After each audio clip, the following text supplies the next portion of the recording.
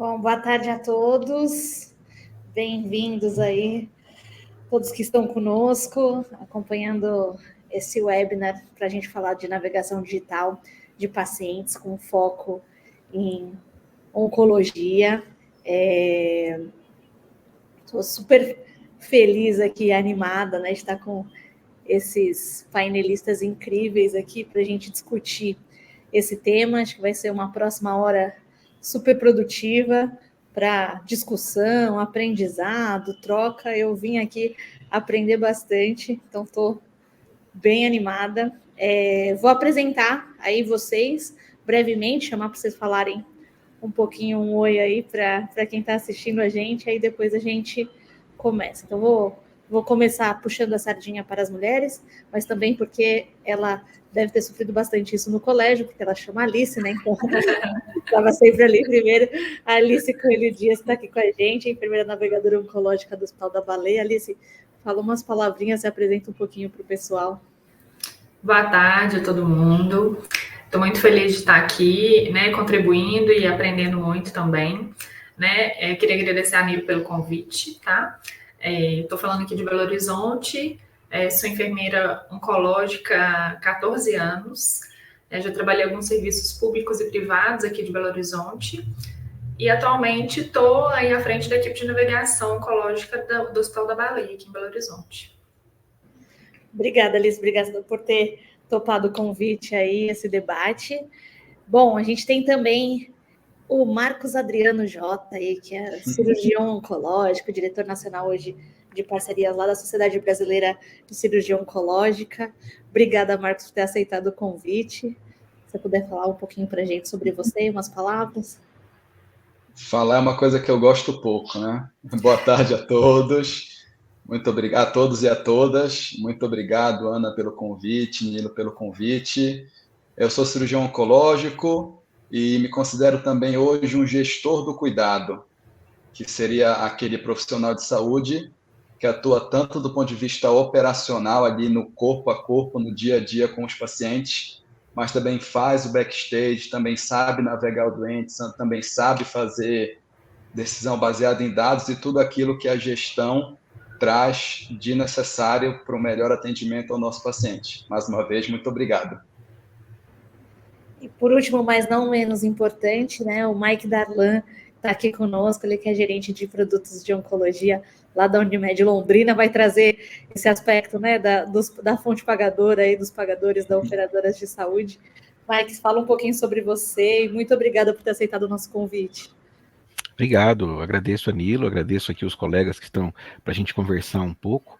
Eu estou na Unimed Londrina já há vários anos e estou à frente de todo o serviço de oncologia. Nosso serviço aqui, ele é como recurso próprio, então toda a parte oncológica, de terapias, toda a parte de nefrologia também.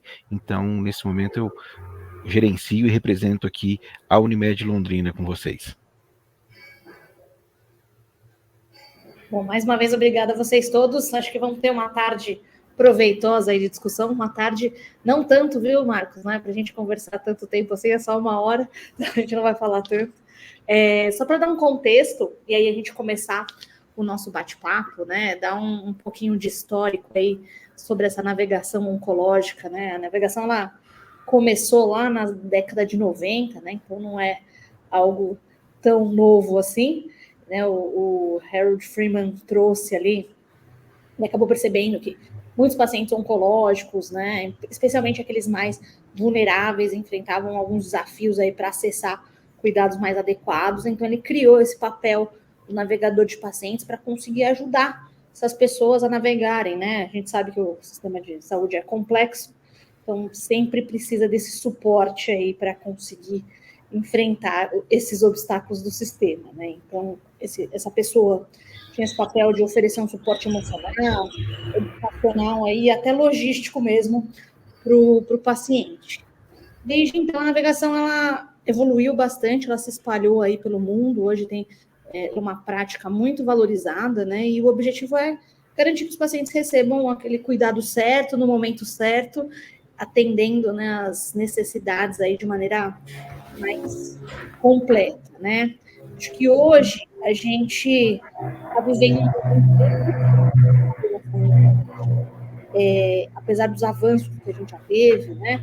A gente tem muitos desafios aí que permanecem. A gente sabe que os pacientes oncológicos ainda enfrentam barreiras de acesso, tanto assim, desde o diagnóstico, né, até para o início do tratamento, com dificuldades para acessar informações claras, precisas, em conseguir coordenar esses diversos aspectos que o cuidado na oncologia tem.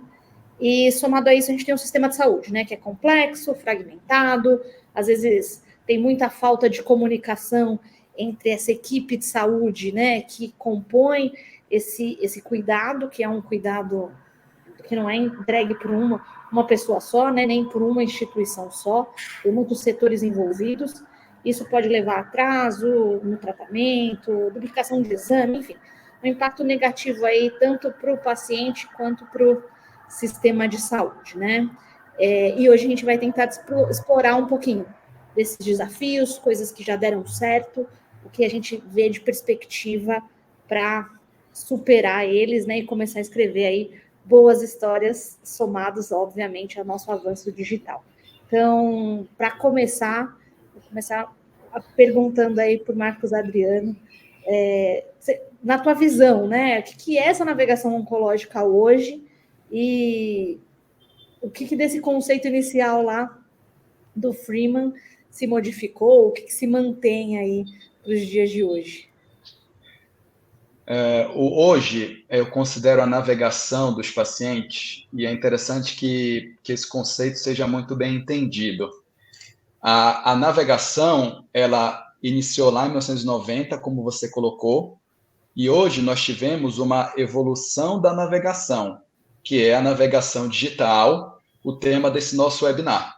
Só para entender que quando se fala de navegação, não necessariamente ela é digital, como hoje nós entendemos a melhor intervenção de navegação é digital. Ela é um modelo de cuidado, ponto.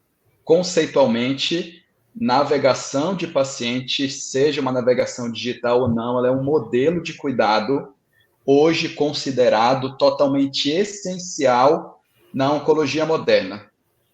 E lá no início, uma coisa que é bem interessante, que nós realmente persistimos com as mesmas dificuldades do Freeman lá em 1990, que são basicamente 2 pontos de dificuldade que o Freeman identificou ali atrás, que hoje ainda persiste. Que a primeira delas é o acesso. Muitos pacientes, eles nem chegam no tratamento, eles não chegam nem no diagnóstico, quanto mais no tratamento. Então, hoje, essa é uma dificuldade e a navegação surgiu para resolver essa dificuldade do acesso. Passado a dificuldade do acesso, aquele paciente teve acesso ao diagnóstico, teve acesso ao tratamento, aí vem a segunda dificuldade.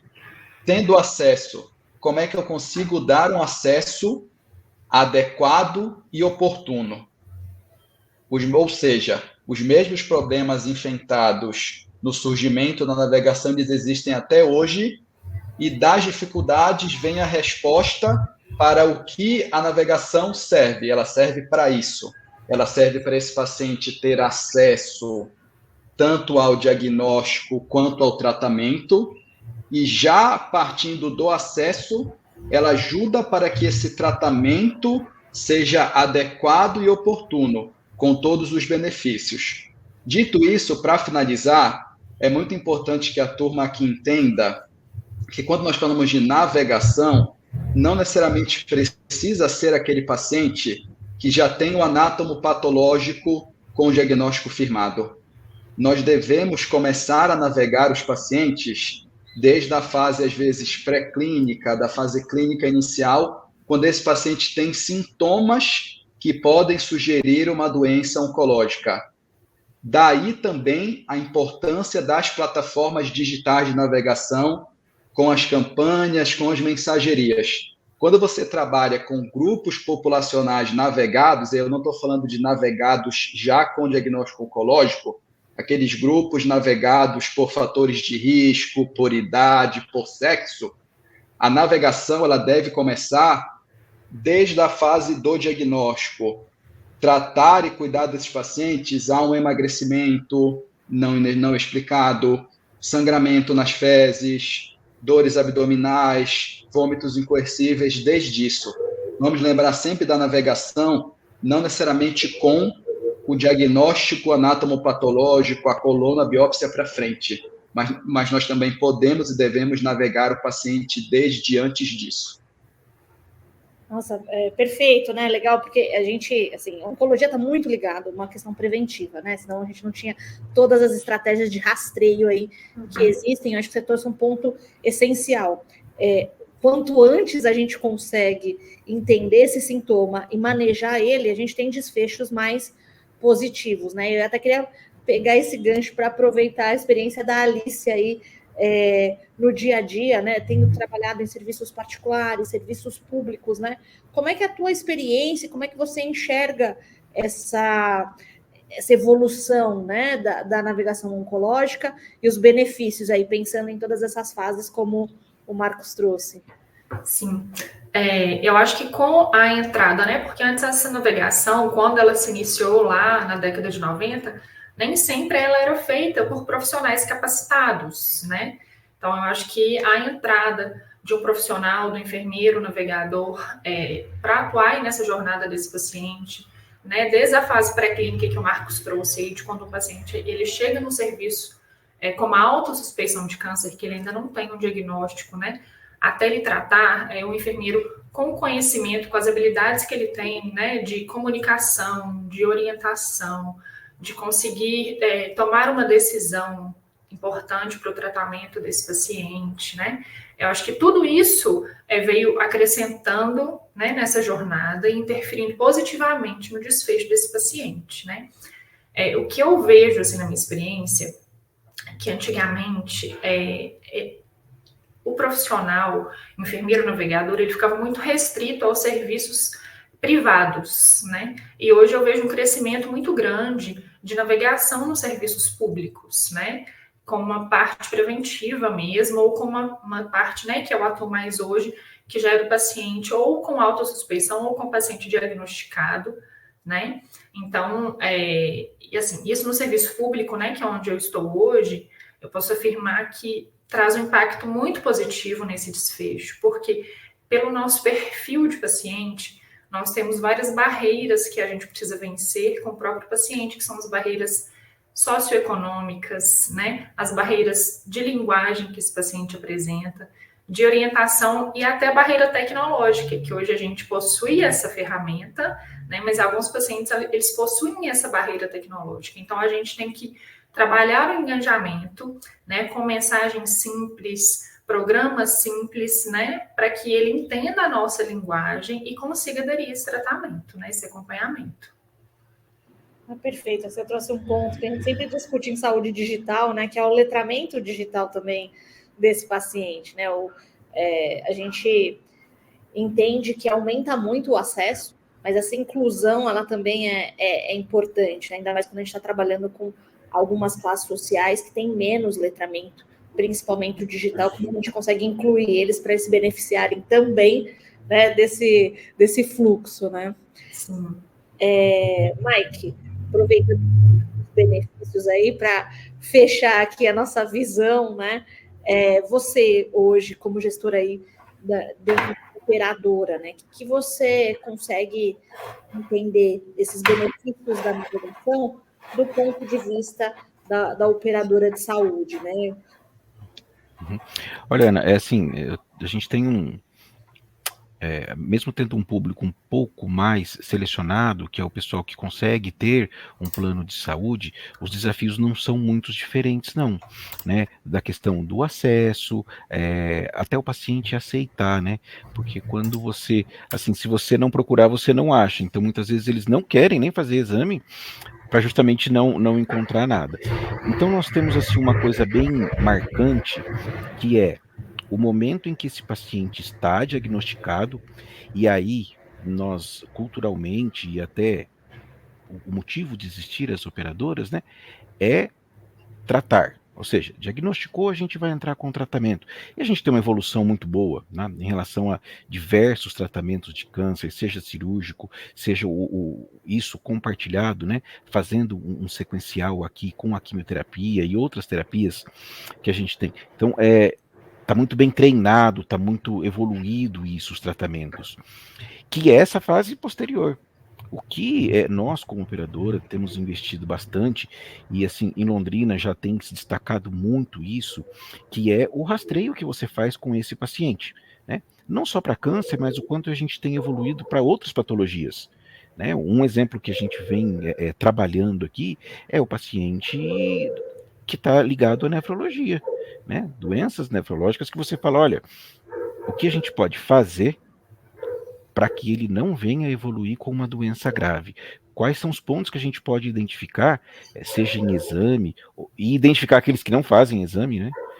Para a gente poder acolher. E mais especificamente no câncer, a gente já faz um monitoramento aqui, que é bem interessante, um trabalho assim, excelente das nossas equipes aqui da Unimed, que é justamente isso. Quem faz o exame e quem não faz. E quem faz, como é que tá? Porque nós temos uma situação muito boa de receber esse paciente com um estadiamento bem inicial da doença. Né? E isso, assim, é algo que traz muito orgulho para a gente, porque eles estão realmente conseguindo fazer o exame, tendo acesso ao exame, né, facilmente, conseguindo fazer um diagnóstico e já partir para o tratamento oncológico quando necessário. Mas o que a gente olha hoje, né, que é o grande desafio, é o seguinte: esses que não fazem exame, que precisam fazer, né, para ter um acompanhamento, para que a hora que, assim, caso tenha alguma coisa, a gente já consiga fazer o investimento. E como fonte pagadora, eu vejo assim o quanto as operadoras, de maneira geral, estão preocupadas. Porque de acordo com o estadiamento que essa pessoa chega aqui para a gente, muda bastante. Muda bastante o quê? A conta. Né? E isso é para todos. Isso é para todos. Porque seja no paciente do SUS, seja no paciente que está ligado a um convênio, a conta é mais cara. Né, quando não é feito um diagnóstico antecipado, acho que dentro da hora, né, não precisa nem ser antecipado, acho que no momento certo, a conta fica muito mais barata. Né, e isso traz um benefício para todos, porque quanto menos precisar gastar com esse paciente, mais você consegue dar acesso para outras pessoas, em qualquer que seja dos âmbitos que a gente tem. E acho que essa é a grande discussão que a gente vai ter daqui para frente, né? O quanto que a gente pode ampliar o acesso das pessoas. Né? Para assim, olha, não adianta a gente pagar um CAR-T que custa 2 milhões e deixar 1 milhão de pessoas sem atendimento. Né? Então, assim, olha o quanto que a gente precisa equilibrar essa balança. Como levar acesso a mais pessoas, seja reduzindo o valor de plano de saúde, seja no SUS, a gente conseguindo trazer mais gente para um diagnóstico precoce. Acho que um ponto que você citou aí, né, que é muito importante, que é a questão dessa sustentabilidade, né? Sim. O diagnóstico no momento certo, né, ou até um pouco adiantado, a gente sabe que um paciente, por exemplo, de câncer de mama, diagnosticado no estágio 1, tem um custo, diagnosticado no estágio 2 já é 2 vezes maior, diagnosticado no estágio 3 é 3 vezes maior esse custo. E hoje, infelizmente, a gente tem 15% diagnosticado no estágio 1 e 35% diagnosticado no estágio 3. Se a gente invertesse essa lógica, né, diagnosticasse pelo menos 30% no estágio 1 e só 15%, teria uma economia aí de bilhões no sistema de saúde nacional. E aí a gente não está falando só da questão do recurso financeiro. Você tem tem um custo de vida, né, de desfecho para esse paciente, porque quando ele chega no estágio 3, é muito mais complexo, né? O desfecho dele pode ser muito menos favorável, né? Os anos ali com qualidade de vida podem se reduzir. Quando isso é feito num primeiro estágio, né, no início, a gente sabe que mitiga, né? Então você tem um custo tanto financeiro quanto um custo social que pode ser atenuado, né? Então é legal também ouvir, né, você aí representando a parte das operadoras, nessa necessidade, às vezes, é melhor a gente antecipar, fazer alguns exames de rastreio pertinentes, para que a gente também, né, às vezes, vou economizar aqui, só que eu vou gastar 3 vezes mais ali na frente, porque eu não consegui detectar isso em tempo hábil, né? E esse ponto que você trouxe, acho que falar muito com aquele quadruple aim, né, que é um frame que eu gosto bastante do Instituto de Melhoria de Saúde, né, o IHI, que é a gente fazer gestão de saúde populacional, para poder encontrar, né, os casos no tempo correto e fazer essa equidade, né? Começar a tratar quem precisa de mais, logo, quem precisa de menos, porque a gente consegue um equilíbrio, que é isso, né? Se eu tiver que pagar 2 milhões, tem uma fila com todo mundo querendo tomar água, se eu der a garrafa para os 3 primeiras pessoas da fila, ninguém toma mais água, né? Então, como é que a gente balanceia para todo mundo ter o correto ali para sua fila? Ana, assim, o papel hoje que eu vejo assim que mudou muito, sabe? Está cada vez mais focado no paciente, tá? E não na doença. Porque a doença a gente sabe tratar, tem remédio para isso e tudo mais. Mas um diagnóstico precoce, o quanto você traz de qualidade de vida e evita um desgaste imenso, né? Pro paciente, né? Vamos falar mais especificamente do câncer de mama, que é uma coisa extremamente fácil de se rastrear e está divulgado para todo lugar, né? E mesmo assim a gente não consegue atingir os níveis altos que a gente queria, né? Mas o desgaste que tem, assim, o quanto a gente pode evitar de desgaste para essa paciente, para a família, que é algo que a Unimed Londrina procura acolher muito, a família e o paciente, né? Assim, é um trabalho junto, não é uma coisa assim, vamos tratar só a doença, vamos tratar só o câncer. Não, a gente está tratando uma pessoa. E é essa a preocupação da Unimed, né? É olhar para isso e falar assim, como é que a gente cuida desse beneficiário aqui? E não cuidar somente assim, o diagnóstico, o tratamento, né? Isso, vamos colocar assim, isso é fácil. Você vai trazer, vai ter um bom médico e vai aplicar a medicação. É muito mais amplo a visão que a gente tem evoluído a cada dia mesmo, para olhar a pessoa, o quanto que a gente tem que cuidar, porque tem outros desgastes, não estou falando só do dinheiro, tem outras coisas que são desgastadas assim, e acaba às vezes com a vida da pessoa, com a família e uma série de coisas. Perfeito. Eu vou só aproveitar que a gente fez aí essa introdução, essa pergunta introdutória sobre os benefícios da navegação, e vou soltar uma enquete aqui para o público também, né? O que eles acham aí sobre os benefícios da navegação digital para os pacientes oncológicos. Então, deve ter aparecido na telinha de vocês aí para vocês responderem. Por favor, respondam. A gente teve 2 perguntas aqui, uma do Renato Afonso Júnior e outra da Thaís Maria de Oliveira. Aí eu vou trazer para vocês, quem se sentir à vontade. Eu tenho alguns números também, mas adoraria ouvi-los aí. O Renato trouxe que deve ocorrer uma sensível redução de custos aí em função da melhor utilização dos procedimentos, né? Então, evitando dessa feita a necessidade de tratamento, às vezes, de segunda ou terceira linha. Vocês têm alguma estatística, né, que traga algum exemplo aí que vocês conheçam, né? Fala, olha, por exemplo, esse caso, quando a gente trata rápido, diagnostica bem, a gente tem aí um X% de economia numa primeira linha. Eu vou pedir ajuda aqui da Alice, porque a experiência que a gente tem na rede pública aqui, tá? O que a gente enxerga? A maioria das vezes, tá? E é muito comum quando a gente fala, inclusive, de pesquisas que a gente vem fazendo, tá? Pesquisa com drogas e uma série de coisas. Quando a gente fala do setor público, é muito comum chegar no estadiamento 3, 4 e um paciente evoluir para uma metástase. É a maior parte. Quando a gente fala do setor privado, já é um pouco diferente. A gente já consegue hoje ter a maioria entrando no estadiamento 1, 2. Então, são públicos bem diferentes, tá? Não tem aqui exatamente o percentual de quanto é isso, mas, sem dúvida, a pessoa que não tem um acesso antecipado, né, e não tem um monitoramento, um cuidado ordenado, com certeza, a conta é mais cara, financeiramente falando, e o desgaste com o paciente extremamente maior. Sim.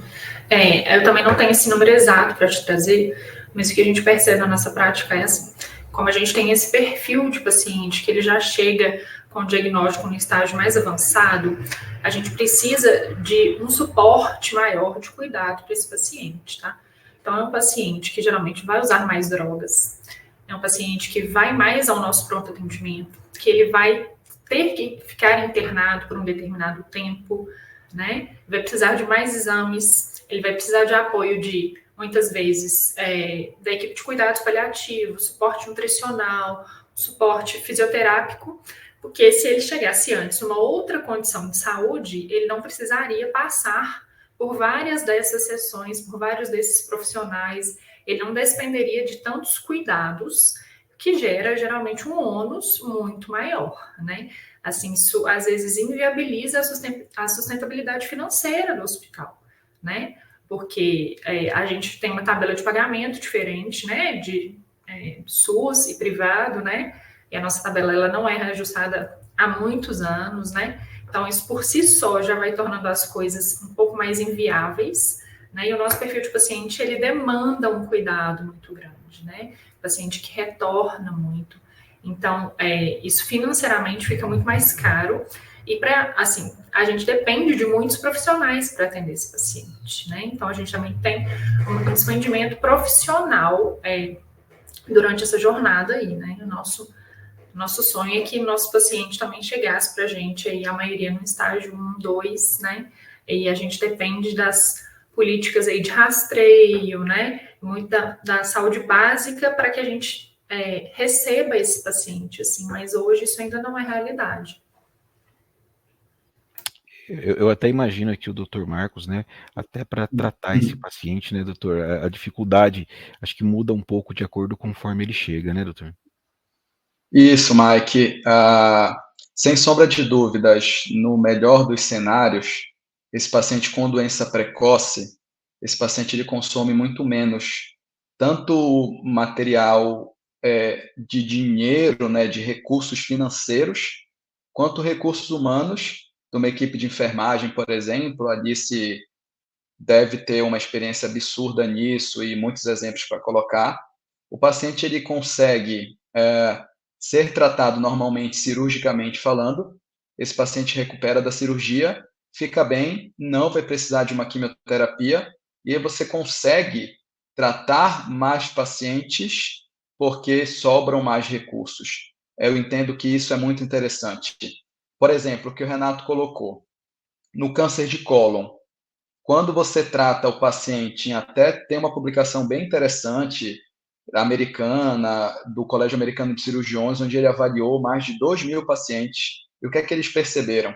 Aqueles pacientes que são tratados acima de 60 dias do diagnóstico, a curva sobe, e esse paciente, a cada dia que passa, ele tem mais chance de se tornar um paciente linfonodo positivo. Isso se traduz em quê? Em quimioterapia adjuvante, ou seja, quimioterapia após a cirurgia, e maior chance de metástase. Então, vejam que a navegação do paciente ela vai atuar diretamente na redução de custos, onde você consegue ter o paciente diagnosticado, colocando o paciente numa jornada de cuidado, fazendo com que ele chegue logo à cirurgia, e aí no câncer de cólon, o número ali está entre 45 e 60 dias, isso muda de doença para doença, para que esse paciente precise só da cirurgia e não mais nenhum tratamento oncológico. Perfeito. Esse dado é bem, bem interessante. Eu tenho um dado de uma publicação de câncer no Brasil, né? Eles fizeram um compilado aí da jornada do paciente no sistema de saúde, olhando para os impactos financeiros e sociais. Se eu não me engano, é de 2022, essa publicação, tá? E lá eles trazem um específico ali para o câncer de mama, mas você tem mais ou menos, né, num estágio 1, o paciente custa, em média, 12 mil, digamos assim, por paciente, aí no estágio 2 vai para 34 mil, então é 2,8 já mais caro, né, vezes do que o estágio 1, e no estágio 3 ele custa 4,5 vezes mais do que no estágio 1 ali, porque ele já está custando 55 mil reais, né, então só essa mudança, né, de percentual chegar, né, e a Thaís perguntou mais ou menos qual é o percentual de pacientes diagnosticados no estágio 2 e 3, assim, em cima dessa publicação, são 33% mais ou menos diagnosticados no estágio 1,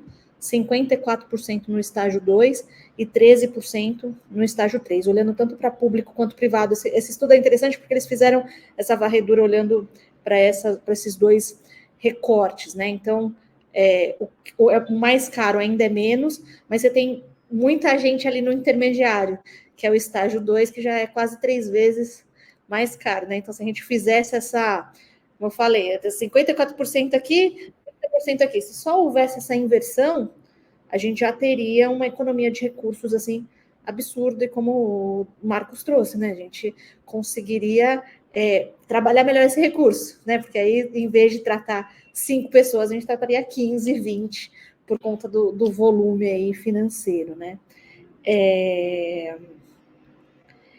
Gente, só para seguir aqui, tem mais uma pergunta do pessoal. O pessoal tá animado, hein? O pessoal tá perguntando aí. Eu tô achando as perguntas deles melhores que as minhas. Então, ó, Ana, Jennifer, Miranda, eu vou fazer sua pergunta aqui.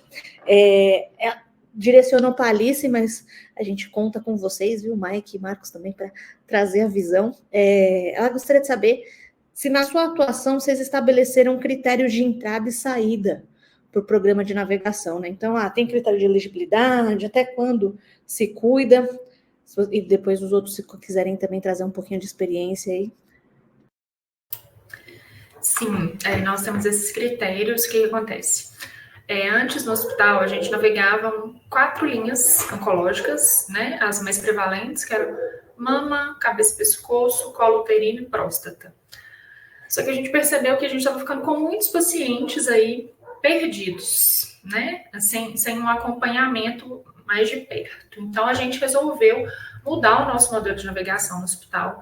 Então, hoje nós navegamos todos os pacientes que são direcionados ou com diagnóstico ou com alta suspeita de câncer, tá? Então, todo paciente, desde a sua primeira consulta, seja com qual especialidade for, né, que nós atendemos lá no hospital, eles são incluídos na linha de cuidado, tá? Então, essa linha de cuidado, hoje, nós somos uma equipe de 3 pessoas, tá? Somos 2 enfermeiras e uma auxiliar, que é a nossa acadêmica.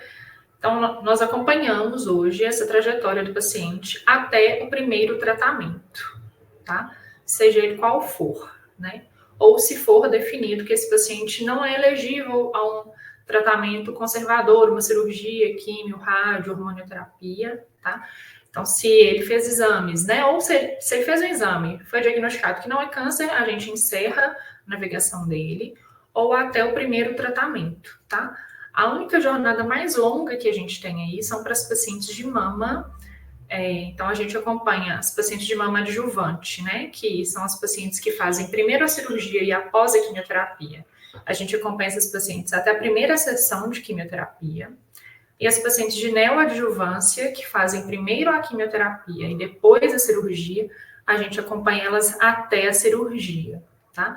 É um volume grande, né? Hoje a gente recebe uma quantidade grande de pacientes, né? É o nosso número mais expressivo, e que são muitas mulheres que já são elegíveis ao tratamento, né?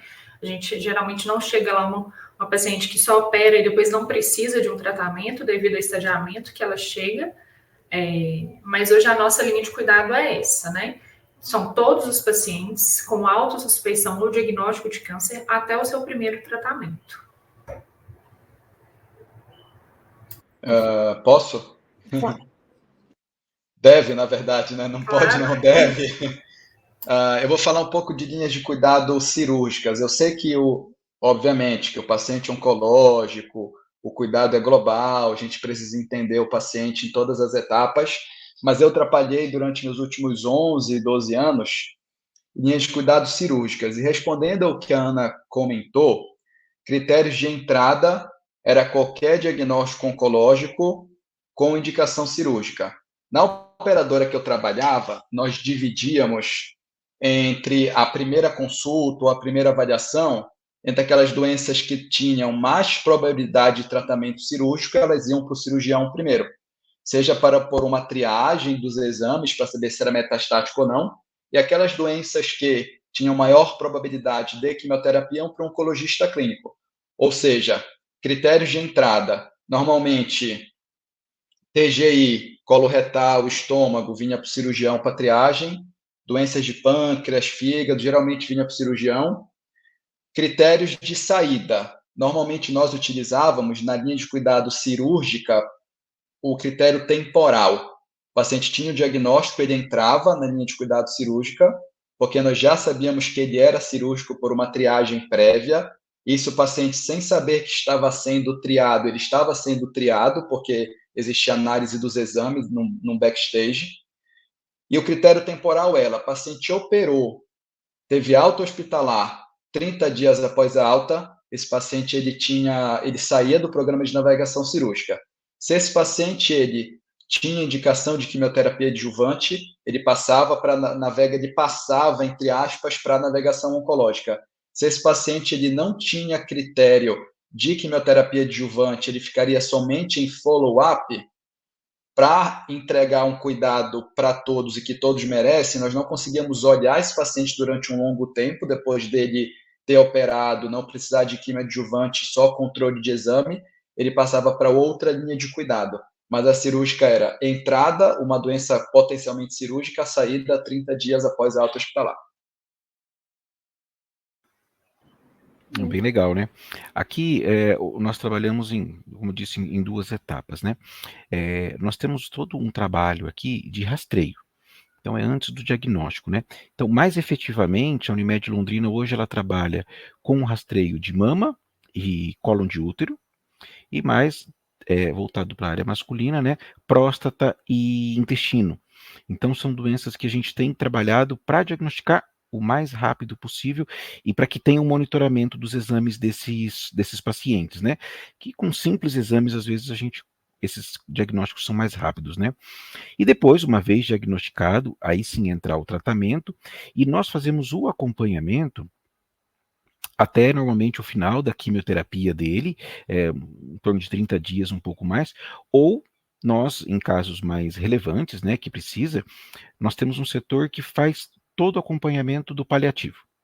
Então, quando esse paciente, né, e é bem legal porque a equipe oncológica ela não trabalha separada do paliativo, existe uma interação muito grande. Então, quando há necessidade, a gente já faz o encaminhamento e existe essa transição, né, Alice? De, olha, nós estamos saindo aqui do tratamento oncológico e levando para o tratamento aqui com o paliativista. Então, isso é bem interessante, porque nós trabalhamos no antes e depois, uma vez diagnosticado, aí sim, né? Entra a parte cirúrgica, a quimioterapia, todos os tratamentos, e quando há necessidade, esse encaminhamento para o paliativista é muito tranquilo. Não é uma coisa assim, olha, encerra um e começa o outro. Não, é uma transição bem gradativa. E os relatos que a gente tem, né, hoje, aqui, tanto assim, da família, quando depois chega no final de vida, o quanto a família é grata e vê, assim, o quanto essa pessoa foi bem cuidada. Né? É aquela coisa, a família fala assim, ó, fiz tudo o que podia ser feito, não deixou nada para trás, não deixou de receber o carinho, o tratamento adequado e tudo mais. É diferente quando às vezes, olha, não tem um acompanhamento paliativo e daí assim, simplesmente, olha, encerrou a vida, mas de uma maneira muito brusca, né, ou sem qualidade de vida. Então a gente trabalha com toda essa questão assim, quem são os elegíveis? Primeiro passo, nós trabalhamos aqui mais direcionado para esses cânceres. Mas a gente tem evoluído até e pensado, principalmente, né, uma coisa que hoje custa muito, é a questão do pulmão. Pulmão é um diagnóstico que você já assim, é um pouco mais raro, não tem tanta incidência na população, mas quando ele vem rápido e muito caro, né? Então, o quanto a gente também tem olhado agora para esses outros tipos de patologias também. Boa, nossa, legal, porque tem uma gama de experiências aí, né, diferentes e complementares. E aí, o pessoal tá aquecido aqui nas perguntas, e o Rafael Tadashi trouxe uma muito boa, e eu até vou agradecer, porque era o tema que eu já queria começar a entrar, olhando um pouco mais para essa questão digital desse acompanhamento, né? O que ele trouxe, ó? Considerando que a doença oncológica é carregada de polêmicas, né? Vemos que pacientes, uma vez diagnosticados, têm a tendência de buscar tratamentos, vias judiciais ou não, como é que, de fato, a solução digital entrega valor na navegação do paciente oncológico já diagnosticado, né? Considerando o conceito até citado aí pela Alice, a intervenção para adesão e superar as diversas barreiras. Ou a vantagem está na capacidade de organizar e otimizar o monitoramento. Então, eu queria escutar um pouquinho de vocês, tanto os já adotantes aí, né, de ferramentas digitais, o que já perceberam desse benefício, né, e qual, olhando ali para os top 3, né, quais são esses top 3 pensando nesses desafios da jornada oncológica, da gente ter a solução de navegação digital. Quem que quer começar? Quer começar, Marcos? Depois a gente passa para a Alice? Posso, até já abri o microfone. Quando é que o paciente judicializa com o diagnóstico oncológico? Ele judicializa quando ele não consegue ter acesso ao tratamento, independente do tratamento que ele vai receber. Se ele não tem acesso ao tratamento, ele judicializa. Como é que essa navegação entrega valor?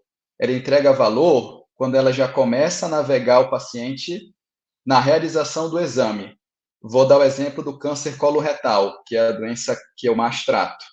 Se nós começarmos a navegar o paciente que vai fazer uma colono, e no pedido da colono você clica ali, é sintoma de alarme. Quando você clica, tem sintoma de alarme, automaticamente esse paciente começará a ser navegado, se já não foi navegado numa campanha populacional em que foi solicitada a colono. Estou falando em navegação digital. Esse paciente navegado, quando ele faz a colono, automaticamente isso dispara um alerta para um setor de cuidado. A partir daí, esse paciente ele terá acesso ao tratamento, ou seja, um paciente que não vai judicializar por esse motivo. Outro motivo de judicialização, o paciente não recebe o tratamento no tempo adequado. Ele já recebeu um contato, ele sabe que ele será tratado. Ele judicializa por quê? Porque o tratamento está demorando, independente do tratamento que ele vai receber. Ele judicializa. Não tem nem como, eu não preciso nem explicar o que a navegação digital traz, porque é óbvio que se a navegação digital ela coordena cuidado, nós vamos entregar esse paciente, nós vamos entregar para esse paciente um tratamento oportuno, ou seja, um tratamento num tempo que seja interessante para esse paciente não ter metástase, para esse paciente ter um bom desfecho. Eu acho que esses dois motivos de judicialização, a navegação digital, ela atua muito. Ela impede é uma palavra muito forte, mas ela diminui muito a probabilidade da judicialização ocorrer por essas causas. Uma terceira causa de judicialização é quando o paciente ele não recebe o tratamento que ele acha que ele deve receber. E aí, tal que o Rafa comentou aqui, foi uma pergunta bem boa sobre uma doença complexa, ou seja, pode ser que o paciente não receba o tratamento que ele acha que ele deveria receber, porque ele procurou uma opinião externa, porque ele leu na internet, porque ele perguntou para o ChatGPT, pode ser por isso. E aí, nesse cenário, talvez a navegação digital não consiga atuar, sabe? Nesse único motivo de judicialização. Por quê? Porque vai depender muito dos tratamentos que a operadora, que o hospital tem para fornecer para esse paciente e o quanto esse paciente realmente acredita naquele tratamento proposto. Um ponto que a navegação digital traz para esse motivo de judicialização é que o paciente que se sente bem cuidado, o paciente que se sente acolhido, que ele tem tempos de respostas ágeis para as demandas dele, dificilmente ele vai procurar uma segunda opinião. Ele vai procurar uma opinião fora do seu serviço. Ou seja, a navegação ela também pode atuar nesse motivo de judicialização, impedindo que o paciente saia para outra instituição e procure um outro tipo de tratamento.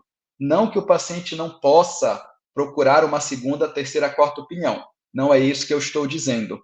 Partindo do pressuposto que esse paciente está num centro que vai oferecer para ele um tratamento que seja adequado para aquela doença, e não um tratamento mirabolante, um tratamento de estudo fase 2, um fase 1, um tratamento experimental, esse paciente dificilmente vai sair se ele for bem cuidado dentro da sua instituição. E como é que nós melhoramos o nosso cuidado ao paciente?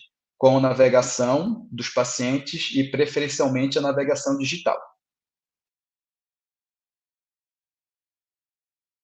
Alice, você quer trazer um pouquinho da tua experiência aí, como é que a solução digital está entregando valor? Sim, claro. Vou só começar por essa questão da judicialização. A gente tem uma experiência que, assim, geralmente os pacientes que judicializam, eles querem ter acesso a um medicamento que não tem cobertura pelo SUS, né? Não está ou não está no protocolo dele. Então, esse paciente judicializa. A gente continua navegando esse paciente, né? A gente acompanha esse entremeio aí judicial, né? E a nossa ação sobre esse paciente não muda. Então, o que ele precisa fazer, se durante essa espera judicial ele precisa fazer um exame, um acompanhamento, ser atendido por alguém da equipe multi, a gente continua acompanhando esse paciente até ele ter acesso a esse primeiro tratamento, independente se ele conseguir essa medicação pelo SUS ou se for via judicial, tá? Então, a gente não interrompe a navegação por esse motivo. Então, ele continua recebendo as mensagens, os questionários, contato com a equipe, né? A nossa monitorização, ela continua normalmente, independente do meio que ele consiga esse medicamento, tá? O que eu vejo, assim, né? Aqui no Baleia, essa era digital da navegação, a gente é nova para a gente ainda, né? Tem pouco tempo que a gente começou. Então, para a gente é uma diferença muito gritante, assim, de benefício, né? Porque antes as nossas informações eram muito fragmentadas, né? A gente tinha 1 milhão de planilhas do Excel e várias informações no prontuário eletrônico do paciente, né? Então, assim, a unificação dessas informações é de uma riqueza enorme para a gente, né? Porque a gente consegue visualizar uma jornada completa, né? Que antes ela estava toda fragmentada em vários pedacinhos e isso dificultava muito a nossa ação, né? E assim, traz um panorama para a gente da situação dos pacientes e da própria instituição mesmo, né? Então, a gente hoje consegue olhar melhor para o perfil que a gente tem, para a gente poder traçar protocolos mais específicos, né, para a população que a gente atende, tá? Então, assim, hoje a nossa navegação é essa, o nosso modelo é esse, mas a gente quer evoluir muito agora com as informações que a gente está conseguindo, né? Então, antes isso era impensável, né? E uma coisa muito rica que é o engajamento dos pacientes, né? Eu falo que se não tem engajamento, não adianta, porque a gente não evolui para nenhuma outra fase da navegação, né? Então, a primeira coisa que a gente tem que fazer, e fazer bem feito, é engajar esse paciente, né? Então, a partir do momento que ele se sente seguro, acolhido, que ele tem ali um canal fácil de comunicação que a plataforma digital consegue trazer para a gente, né? Ele sente que ele vai ter uma resposta, que ele vai ser monitorado, isso aumenta muito o engajamento dele, né? E a criação de alerta, tá, gente? Isso aí era meu sonho de enfermeira navegadora. Então, assim, hoje a gente consegue fazer uma gestão muito mais fácil, mais assertiva, né, das nossas tarefas diárias, né? O que é prioridade, no que eu preciso agir agora, para qual paciente, né? Esse painel de visualização do que a gente precisa operacionalizar todos os dias, né? Isso traz uma riqueza muito, muito grande, assim, para a gente até entender hoje, né? A gente não tinha essa informação se a nossa equipe estava subdimensionada, superdimensionada, porque a gente não conseguia ter uma gestão muito grande sobre as nossas tarefas, né? Então, hoje a gente está começando a entender isso, né? Eu vi que alguém até perguntou aí quantos pacientes geralmente entram todos os meses, né? Lá no Baleia, ano passado, quando a gente começou a olhar para o digital, começou a fazer pesquisa de mercado, a gente tinha 150 pacientes entrantes por mês, né? Esse ano a nossa média subiu para 220 pacientes.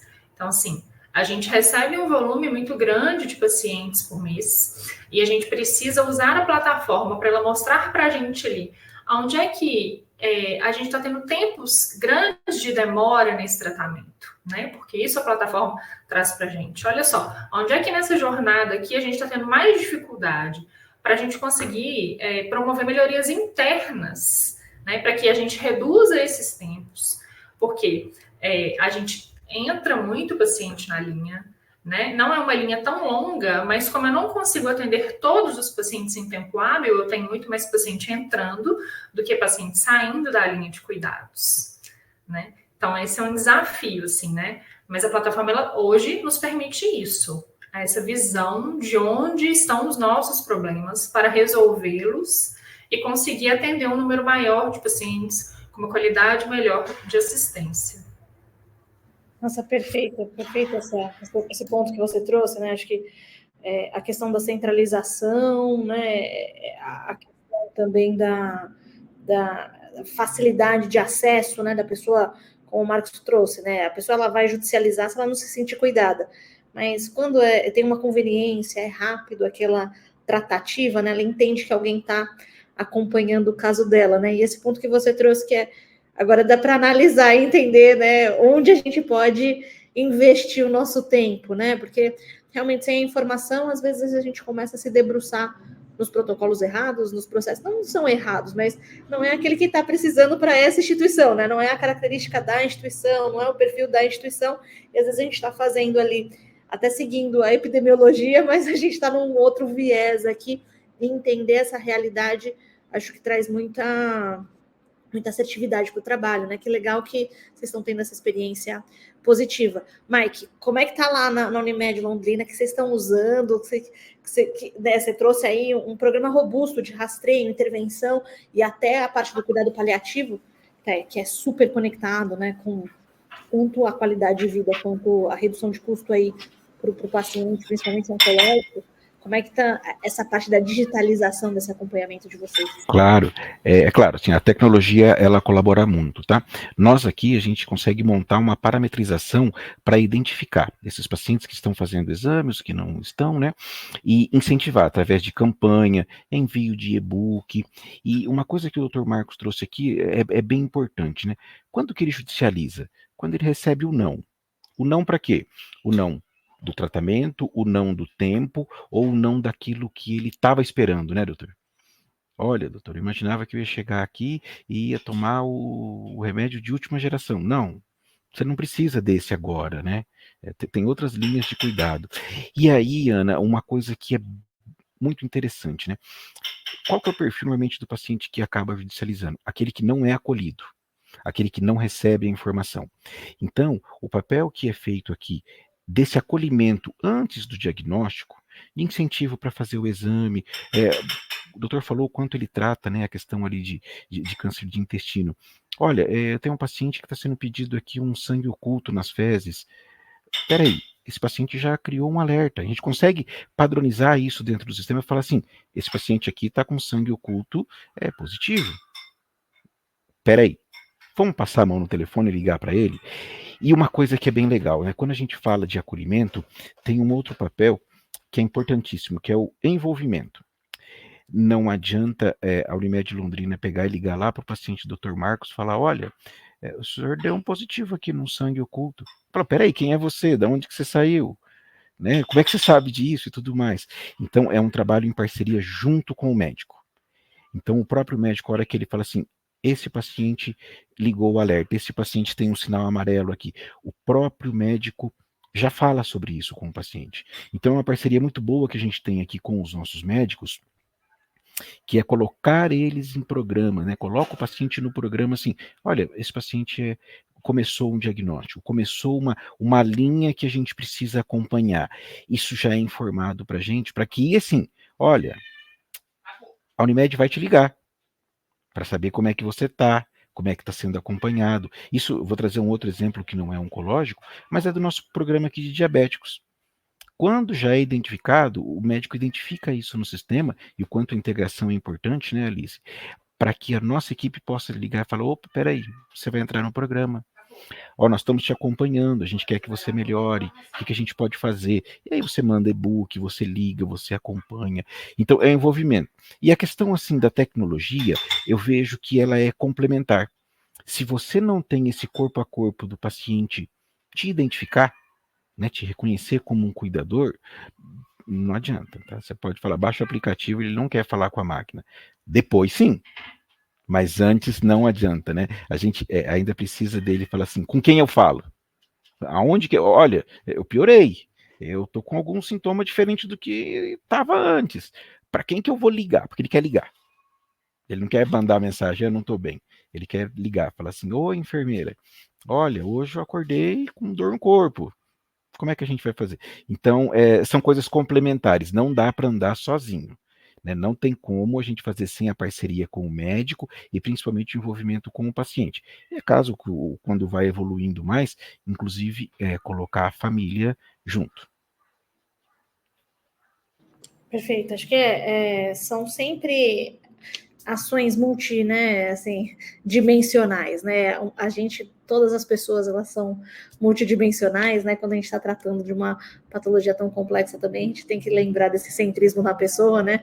Não é a oncologia, né? É a pessoa vivendo essa situação, com esse diagnóstico, como a gente consegue tratar, né? Individualizar cada caso, mas ainda assim trazer celeridade e a escala, né, da tecnologia, para que a gente consiga dar mais vazão, para conversar com mais pessoas, para dar esse acolhimento e esse segmento mais individualizado, porém, né, em grande volume aí, né? Ana, e é interessante que, olha o quanto que a gente acaba girando, né, o ciclo, né?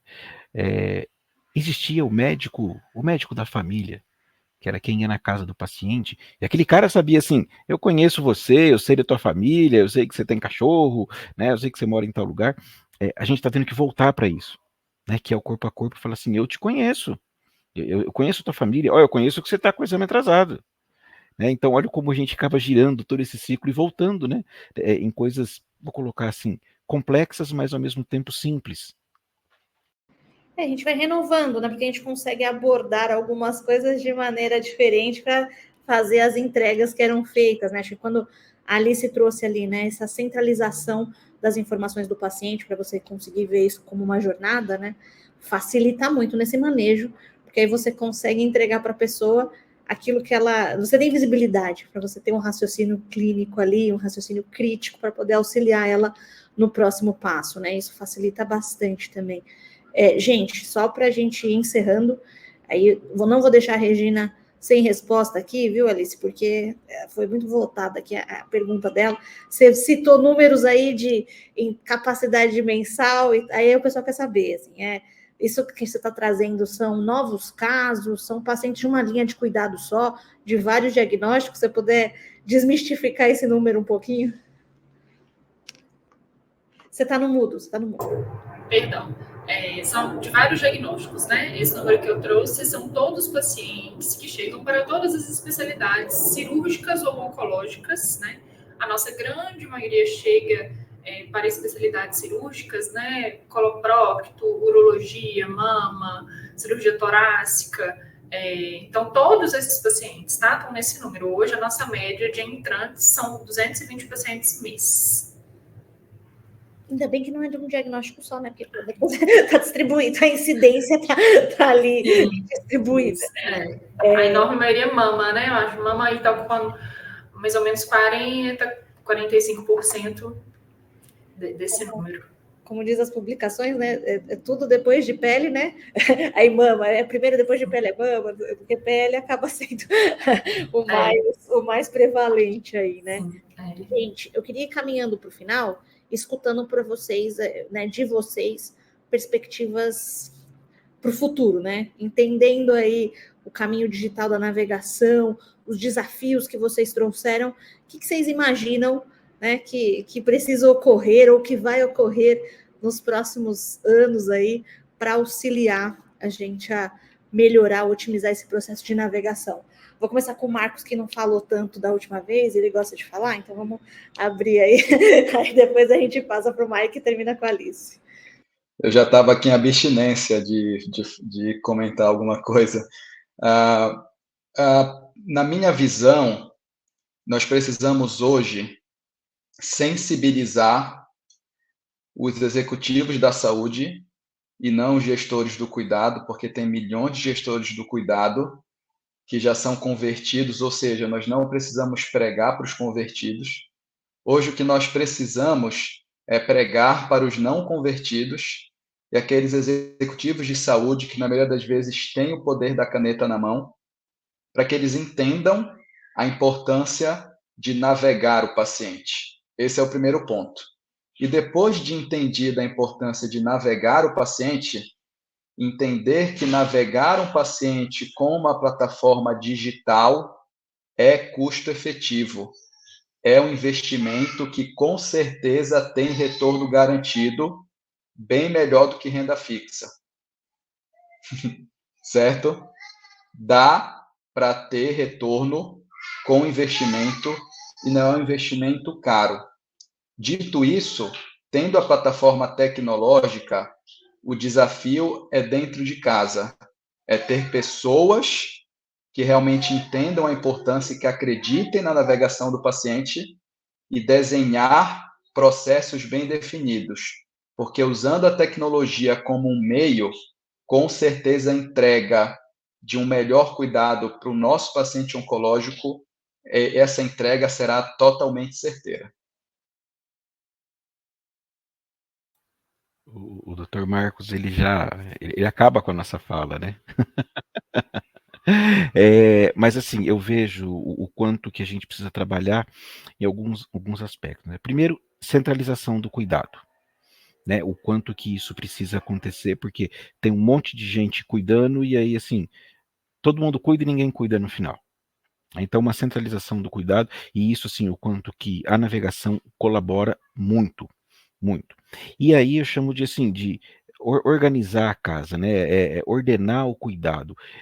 Não dá para ficar tudo espalhado em cima da mesa, né? Então, assim, a importância de ferramentas para a gente poder justamente acompanhar e dar acesso para esse paciente, né? E dar suporte para a equipe, porque, tá bom, vamos olhar todo mundo que tem possibilidade hoje de ter câncer de mama?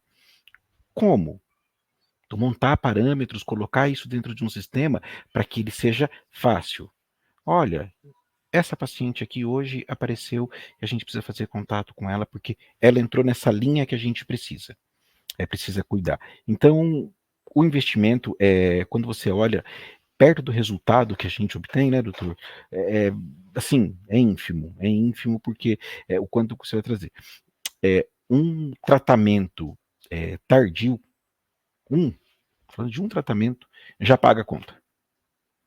Já paga a conta por mês. Então eu vejo o quanto que isso precisa evoluir daqui para frente, para a gente poder crescer e quanto mais. Ferramentas são importantes, sem isso a operação não anda. E convencer, né, doutor Marcos? Não adianta assim, a gente está convencido. A gente precisa agora que assinem. É isso, tá? Obrigado, Ana.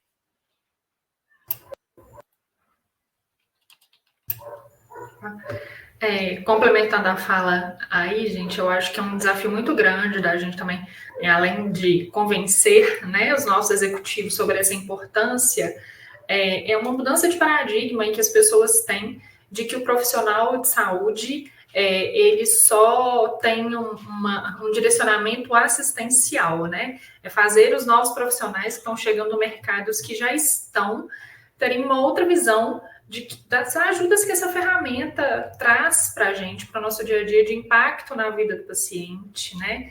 De engajamento, de mudança e de desfecho, né? Então, acho que as pessoas elas precisam entender os outros papéis que a gente, enquanto profissional de saúde, pode ter e quanto que essa ferramenta, né, essas ferramentas elas vêm para agregar valor, né, no nosso dia a dia, na nossa prática. Muita gente acha que ainda não tem essa visão e eu acho que isso precisa mudar. Gente, eu ficaria mais 2 horas aqui falando com vocês, porque eu acho que tem, né, assunto, tem tema, enfim, são desafios, oportunidades, e vocês estão trazendo aqui uma riqueza de visão, assim, excepcional. Eu quero finalizar aí agradecendo muito a participação de vocês, as falas, tudo que vocês trouxeram e compartilharam aqui conosco, porque foi muito rico. Acho que todo mundo vai sair aqui com uma nova visão, e adorei essa última fala, viu, Alice? A gente precisa trazer um pouco dessa visão. Existe uma questão de sustentabilidade, né? A sustentabilidade passa por diversos pontos, né? Entregar um melhor cuidado exige que a gente consiga se organizar para isso, para que a gente não entregue para uma pessoa só, né? Para que a gente consiga entregar para todos. Agradeço demais a presença de vocês, as falas de vocês, o compartilhamento aí de conhecimentos. Espero que a gente tenha um próximo em breve, porque eu vi que dá para fazer uma sessão 2, uma sessão 3 aqui sobre o tema. Se vocês quiserem dar um tchauzinho aí, eu abro para vocês darem uma última palavrinha para poder se despedir do pessoal.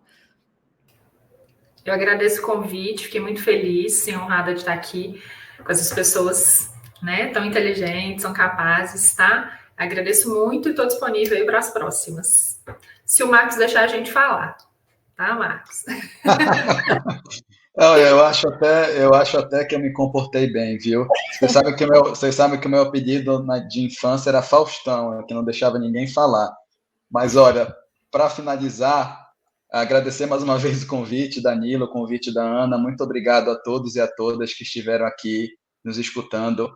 O público aí de casa, o que vocês precisarem, nós estamos nas redes sociais, no LinkedIn, também no Instagram. Eu vou ficar muito feliz de receber o feedback de vocês. Se quiserem conversar sobre o tema, eu estou super disponível, eu adoro falar sobre isso. Muito obrigado mais uma vez. Eu também agradeço assim, a oportunidade de estar aqui, pessoas tão boas e um papo tão tranquilo, né? É claro que falando de coisas muito sérias, mas uma conversa muito agradável. E estou à disposição, tá? Se vocês precisarem, é fácil também para me encontrar no LinkedIn.